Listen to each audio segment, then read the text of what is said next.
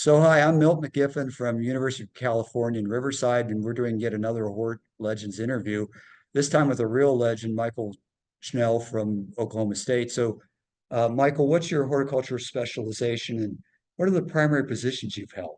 I'm an extension specialist and professor at OSU Stillwater, 100% extension, which they don't have the type of appointment anymore, but I work with the greenhouse and nursery industry as well as help the overflow for consumer calls. So I also help teach master gardeners, conduct workshops, mainly of a commercial nature, and but do manage to try to find scholarship on the side and have graduate students and that sort of thing, and been on many committees for masters and PhDs over the years. Excellent.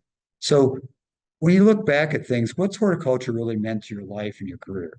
Ooh, what has it meant to my life and my career? I was really lucky. Both my parents were kind of lay horticulturists. So Oh, I grew up doing plants and we had a greenhouse in our backyard and we did all the natives and all that stuff, bedding plants, but we also did a lot of subtropicals and tropicals. So fell in love with horticulture at a very early age, just really fortunate to go ahead and take those experiences and parlay it to a professional position.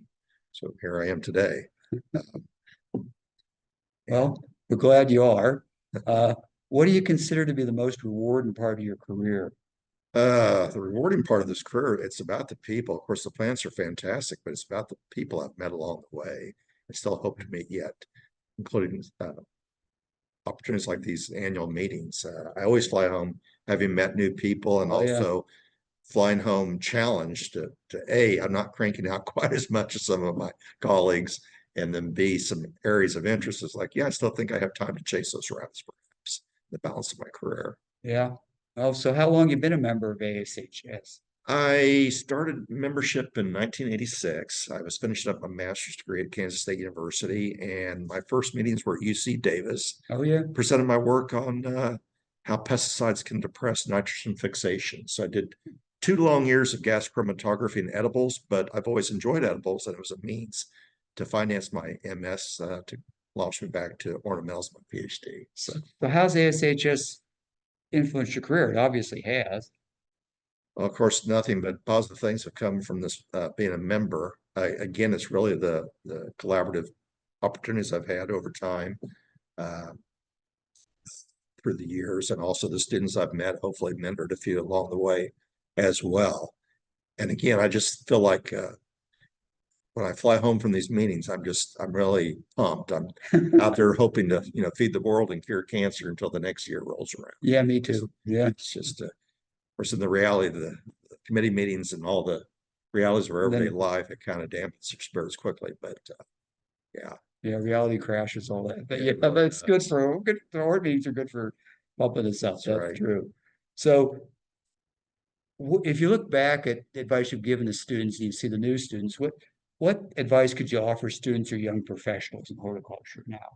I guess generically, the advice I'd give them is what I should have known that was in my early 20s is not to just go in with the mindset that you're just going to study just one very narrow area of horticulture. In a perfect world, if we had more hours in the day, I'd be doing more international work. I'd be doing more Wow. edible work because I love edible ornamentals. But and I've had the opportunity because that's the beauty of being in academia. You can jump all around if you so choose to. So speaking of ASHS over the years, I've yes, primarily talked about ornamentals, but 2 or 3 different times I've talked about horticultural therapy, for example, which is Oh yes. a topic that I've always dabbled in. I've never wanted to do it full time, or the nitrogen fixation, things of that nature. Certainly the international work, I can't get enough of that. But there's a reality that's not what I was hired to do. But I've been in those working groups and such. So I tell students to go in with open mind to yes, their area that they're passionate about at the moment, but also all those other opportunities that they don't want to shut the door on.